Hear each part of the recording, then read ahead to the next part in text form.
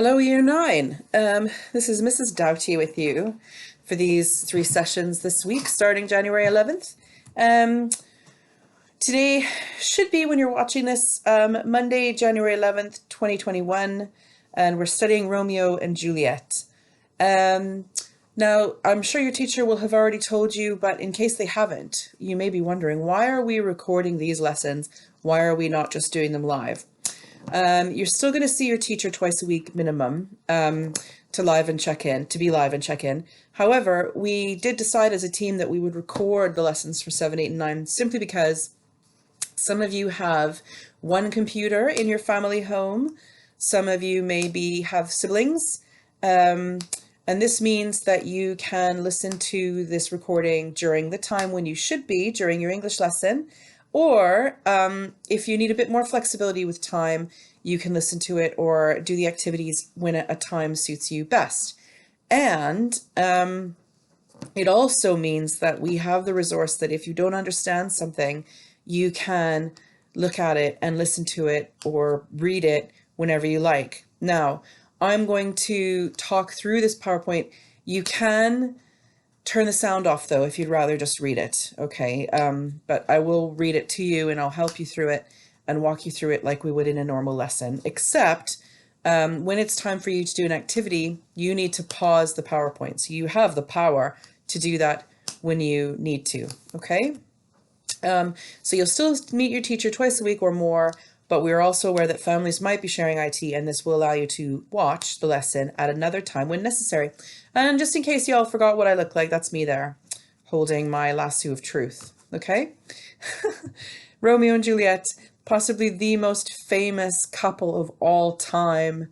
Romeo, Romeo, wherefore art thou Romeo? I know many of you will have heard that line before. And most of you will have at least heard the names Romeo and Juliet in some capacity or another. Some of you I know already, your brain is turning over and you're thinking, oh, is that Romeo and Juliet? Kind of.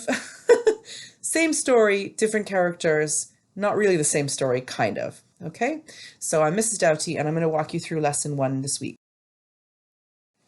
Okay, so you, super student, what will you need? You'll be getting some posts from us soon. So this is your student guide where you can write all of your answers in. We'd like you to keep that and bring it back with you in February when you come back. But we'll also be giving you an electronic version of the play, and we're making everything accessible to you that you need, okay? So if you haven't got posts from us yet, it will come, and it's a little student workbook booklet like you had for Jane Eyre, okay? So hopefully that comes to you soon. We did send it first class. Don't tell anyone, but we did. So hopefully you'll be getting it soon. Okay, you also need a paper and pen or something to write with and on. Longer pieces can be typed or handwritten. Notes from the lesson do not need to be submitted. We will tell you what you're expecting to hand in. Okay, we will tell you. So some teachers may say, depending on their workload and their IT skills and whatnot, we'll try and be clear with you. You're sharing with your teachers what I'm telling you to do, and then they'll tell you themselves what they want you to submit, okay? And that's you, the super student there, with the A+ written on it, okay? Okay, lots of people know about Romeo and Juliet, like I said, from popular culture.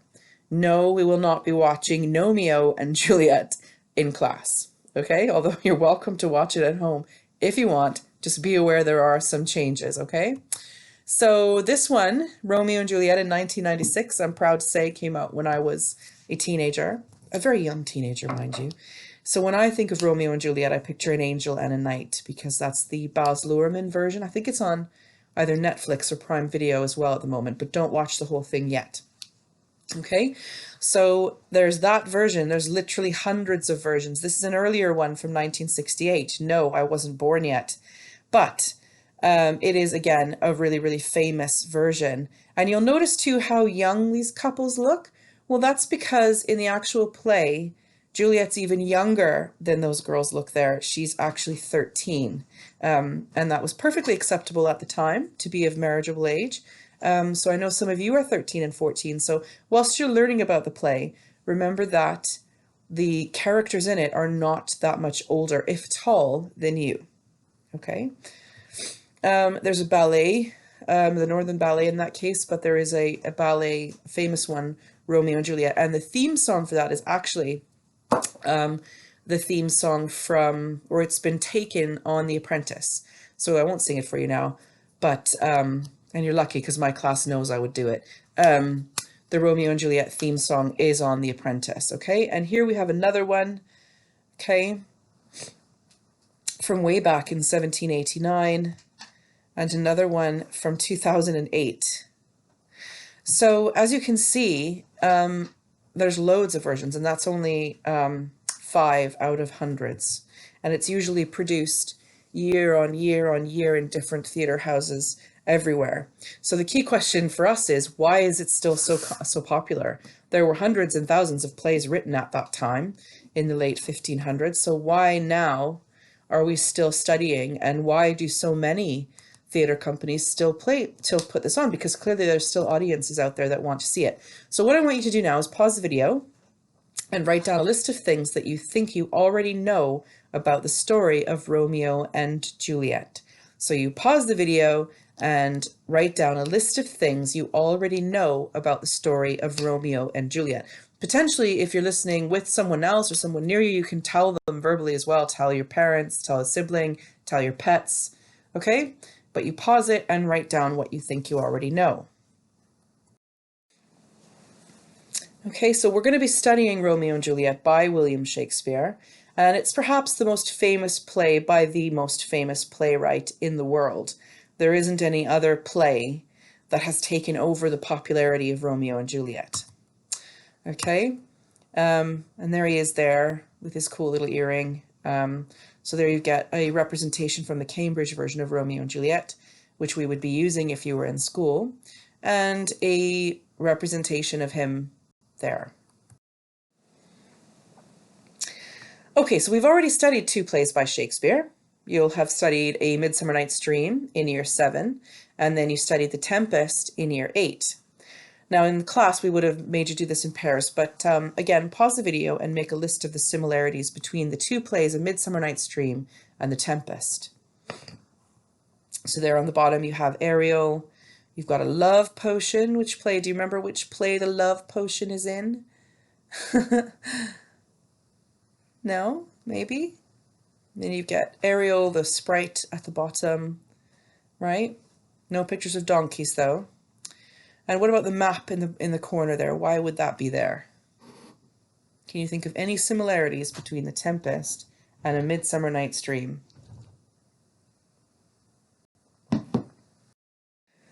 Okay, you may have said both plays were comedies.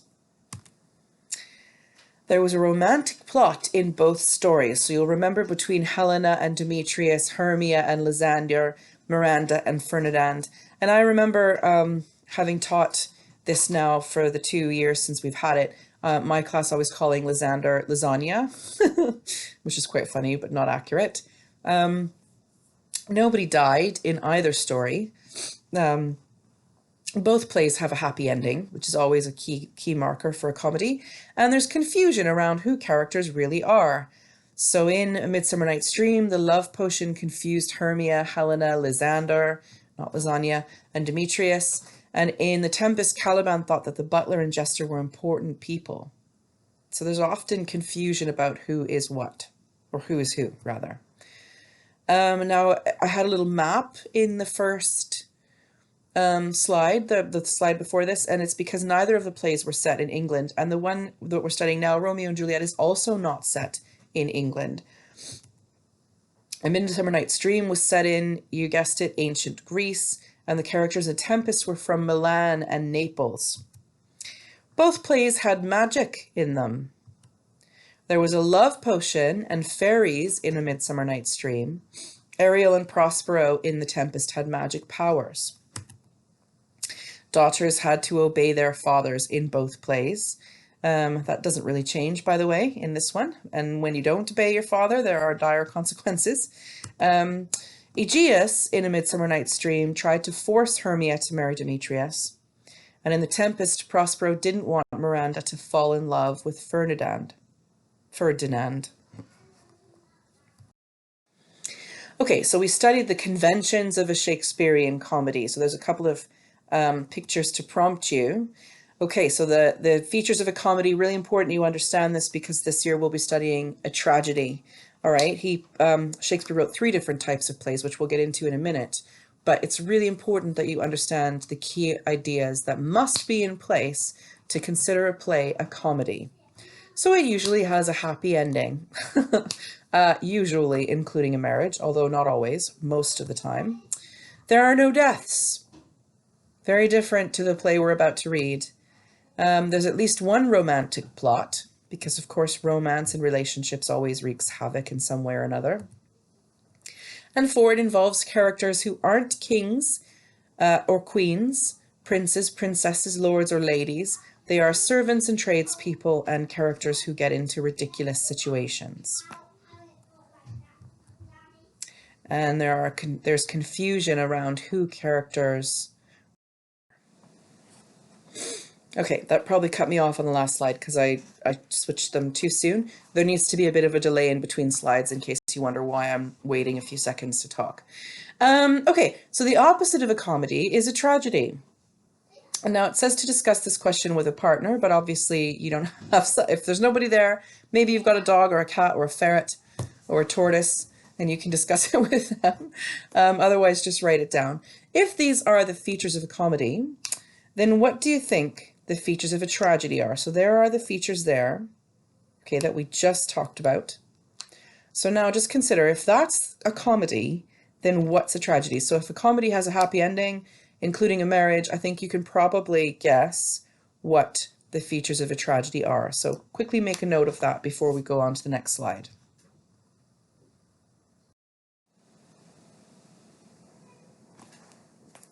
Okay, so here are the features of a tragedy, or at least when Shakespeare was writing. And it did have to be quite formulaic, by the way. Artists, writers had some creative freedom, but these rules about comedy and tragedy actually came from ancient Greece. So they were stock conventions. And even today, if there was a movie where everybody died at the end, it's unlikely that we would call it a comedy. Just a thought, you know, maybe a noir comedy they might call it, but generally, if everybody dies, it's going to be a tragedy. Okay, so a tragedy at the time when Shakespeare was writing had a sad ending, usually including a death.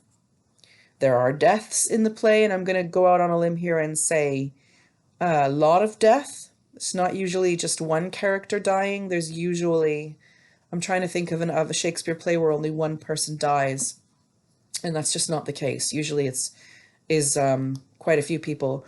Or if you take the play Hamlet, pretty much everyone. Okay, there's at least one murder plot. Okay, in tragedy, usually one murder plot, trying to get rid of someone. The play usually involves high characters like kings, queens, princes, princesses, lords, and ladies. And in a tragedy, there can be confusion around who or what characters really are. So that doubles up with comedy. Okay, so somebody's not going to know who someone is, or there will be confusion about or mistakes around the truth.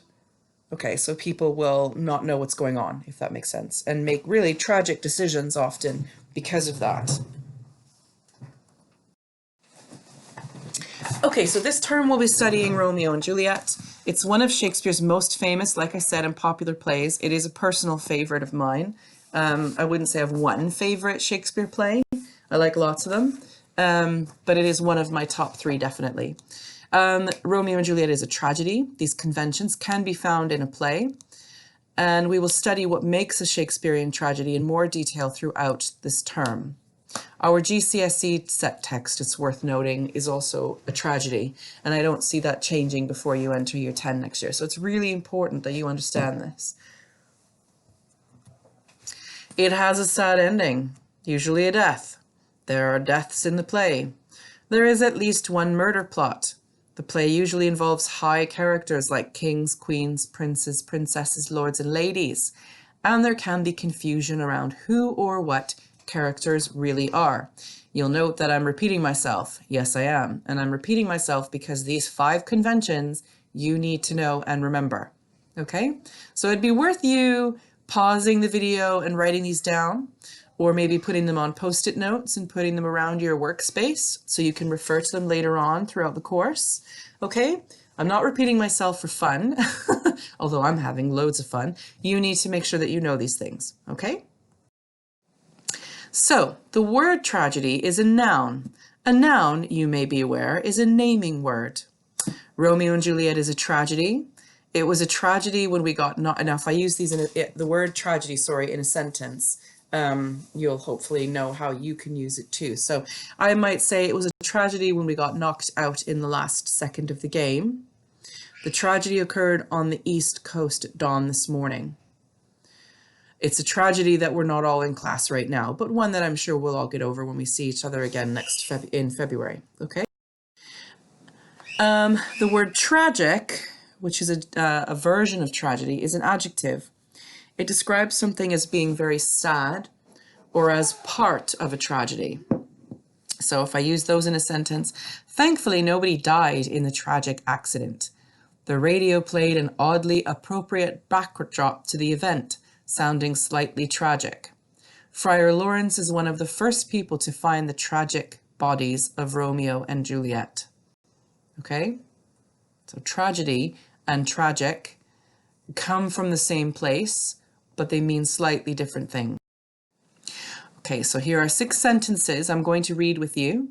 And in those sentences, you have to enter the word tragedy or tragic. So which version of the word is the correct one to use in that context, okay? So number 1, Othello is another famous tragedy or tragic by Shakespeare. You tell me. If you guess tragedy, ding, ding, ding, ding, ding, you're right. Well done. Number 2, when he found out the blank news, he had to leave work early. Ooh. Tragedy or tragic? If you guess tragic, ding, ding, ding, ding, ding, you're right. Number 3, when the blank struck, there was a special news bulletin. I shouldn't laugh, it's not funny. When the tragedy struck, there was a special news bulletin. Good. Number 4, it was a blank night. Nobody had showed up to the party. It was a blank night. Nobody had showed up to the party. Tragic. Of course, that won't happen to any of you if you host a party. I'm sure everyone will turn up. Number 5, to begin with, the play seemed like a comedy. However, it had a tragic ending. Very good. Thankfully, the parachute opened in time and we avoided a tragedy. Okay, so you can see how we still use the words tragic and tragedy all the time. It's not new to us.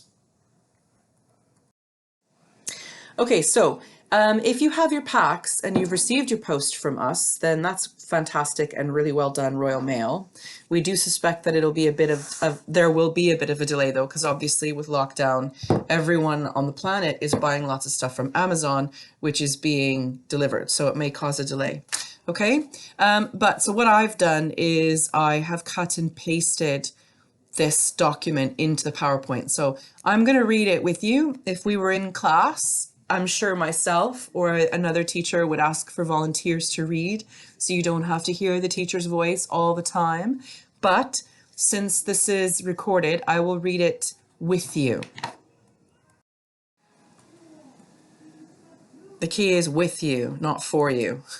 So you read it with me. You will take it in more if you actually follow along on the screen rather than just having your head down on your desk. And I can already anticipate in my own class who I would be telling, get your head off the desk, pay attention, quit looking out the window, and so forth. Okay, I'm kidding. My class are all angels and absolutely well behaved all the time, and I miss them dearly. Okay, the first folio. 7 years after his death, 36 of Shakespeare's plays were published in a book now known as the First Folio. Not many people had their plays published as it was very expensive, and there was no guarantee that the books would sell. The fact that Shakespeare's plays were printed helps to show how popular his plays were when he was alive. The First Folio grouped his plays in 3 genres. And I bet you can guess what they are, but just in case, can you guess? 3 genres. What types of plays did he write? 2 were the same genre that we studied already, and 1 that we're about to study is slightly different. So if you guessed comedies, well done. Yes, so he wrote comedies. Now, history plays, we haven't directly studied since you've been in cows, but there's lots, such as Henry V, Richard II, and Richard III. And the history plays tell the stories of the kings of England. Okay? And then finally, tragedies, such as Romeo and Juliet, Macbeth, King Lear, Hamlet, and Othello. There's also another one called Coriolanus, which is really quite violent and is often not performed because of its violence, and still to this day continues to be controversial.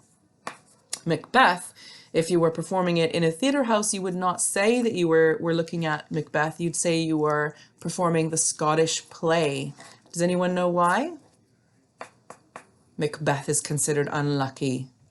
It's considered unlucky. So it was thought better to say that you were performing the Scottish play. And if you said Macbeth, then all sorts of bad things would happen to you and your company of actors and actresses who were performing the play. Okay? So 3 genres: comedies, history, and tragedy. Each genre of play had its own rules. Last year, we looked at the rules of a comedy when we studied The Tempest.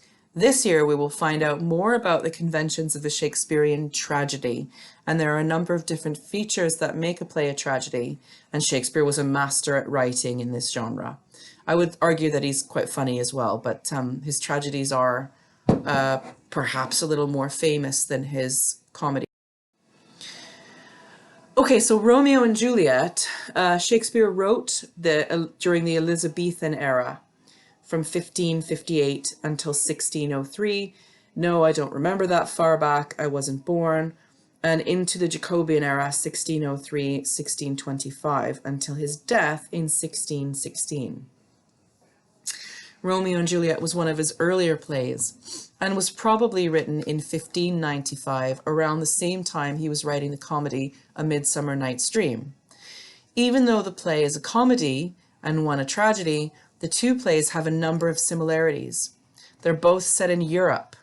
Dear, it must have been before Brexit. They're both set in Europe, A Midsummer Night's Dream in Athens and Romeo and Juliet in Verona, which we'll learn more about in a minute.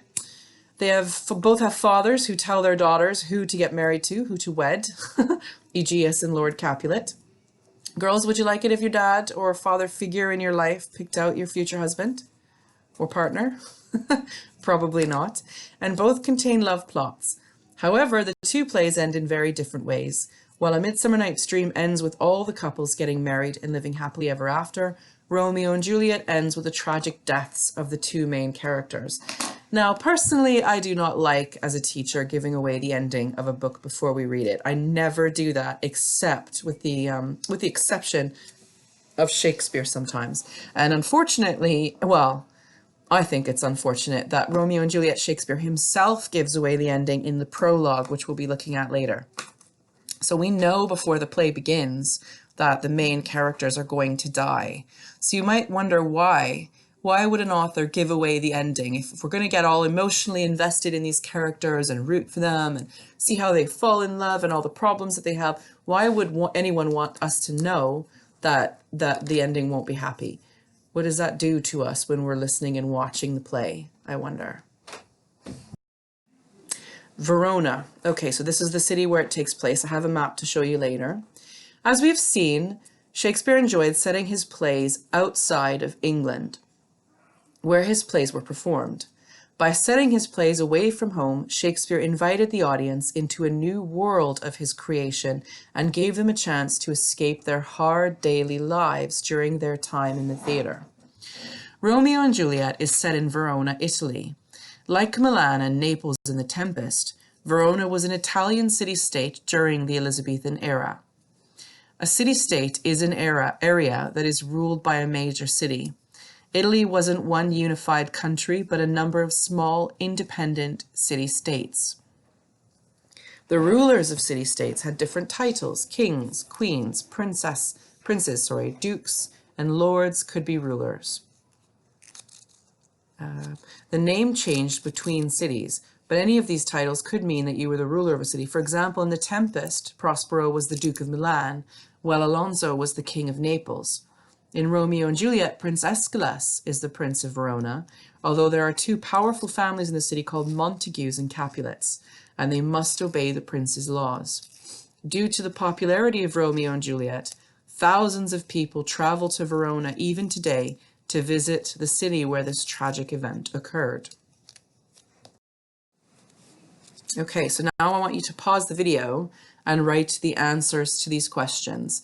Okay, of course I'm going to insist that you use capital letters and full stops, please. Answer in full sentences, not in just note point form. Okay, so turn the question into a statement to help you begin your answer. Okay, so press pause and write down the answers to these questions. Oh, and your title could be Romeo and Juliet. Oh, maybe I'll read the questions to you. What genres of plays did Shakespeare write? What era was Romeo and Juliet written in? What similarities are there between Romeo and Juliet and A Midsummer Night's Dream? What similarities are there between Romeo and Juliet and The Tempest? Why did Shakespeare set his plays outside of England? And where is Romeo and Juliet set? So you can pause this. If you need to go back over the slides to remind yourself of the material, then you might just want to start playing, quote unquote, the PowerPoint again so you get the sound for the rest of it, okay? So here are the answers, okay?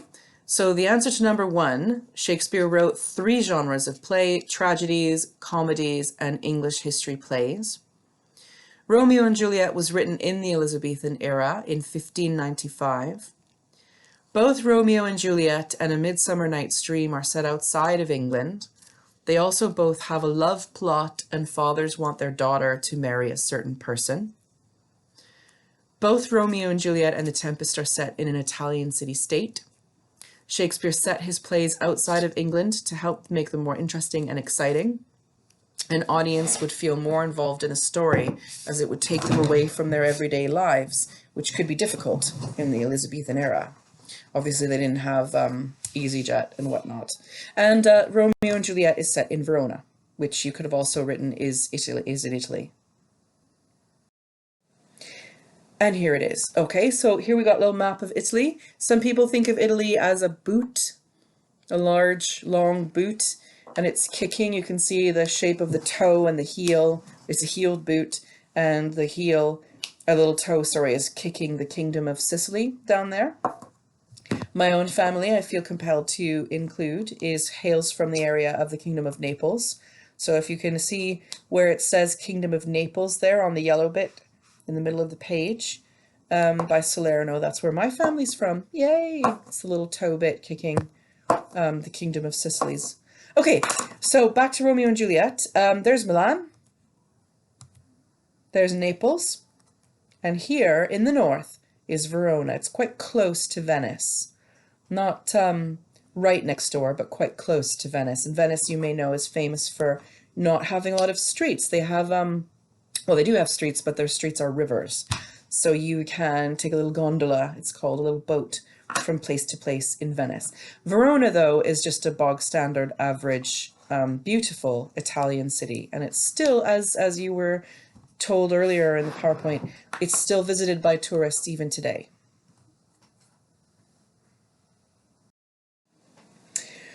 Okay, so Romeo and Juliet is a tragedy. The play and the genre remain popular today. Here's some examples of more recent films and books that could be described as a tragedy.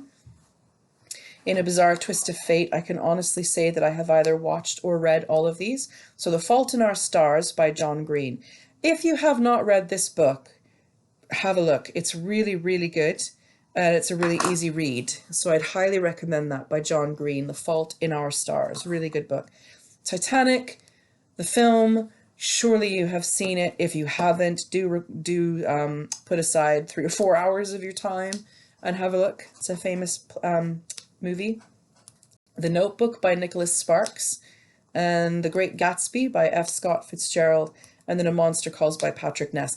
Potentially, The Monster Calls is one of a very, very small handful of books that actually made me cry like ugly cry when I read it. It's I'm not laughing for that because of the book. It's obviously just because I was crying. But again, a really fantastic, really beautifully written, but terribly tragic book. And it's a movie now. I've not seen the movie, but the book itself is a beautiful book. So have a read, okay? So write down an answer to this question. Why do people enjoy the genre of tragedy? What makes it such a popular genre? Movies that make people cry or that are sad. Books that make people cry or that are really sad are very popular. Plays with tragic endings are very popular. Why do people want to see things that will make them upset? Right? So write down what you think is the answer to this question. These are the questions I love in class because everybody has a different opinion and you can have a really great discussion about that. So you might talk about it with your teacher during your live sessions, I'm not sure, or discuss it with someone at home. Does your parent like reading or watching sad stories? Yeah, or do they prefer comedies, and if so, why? And even if they don't like it or you don't like watching sad things, there's no doubt about the fact that sad movies do very well at the box office and sad books do very well in Waterstones. Why might that be? Okay, so pause the video here and have a think and write it down.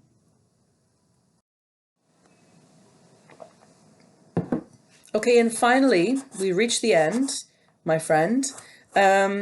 Which statement about Romeo and Juliet are correct? And there are two of them. So if you're writing this down, you don't need to write the whole sentence here. You can write A and B, C, D, and then write correct beside the one that you think is correct. And then I've just written a 2 in brackets there. So that tells you that 2 of the 5 statements are correct. So therefore, maths across the curriculum here, 3 of them are wrong. Okay?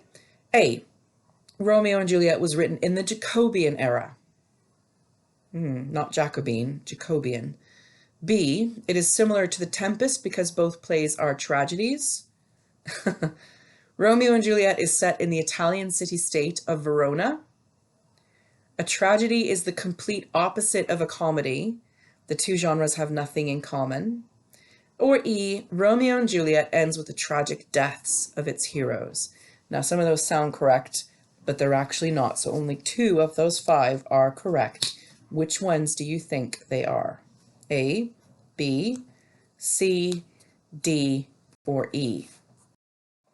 Dun, dun, dun. So the answer is C, Romeo and Juliet is set in the Italian city-state of Verona, and E, Romeo and Juliet ends with the tragic deaths of its heroes.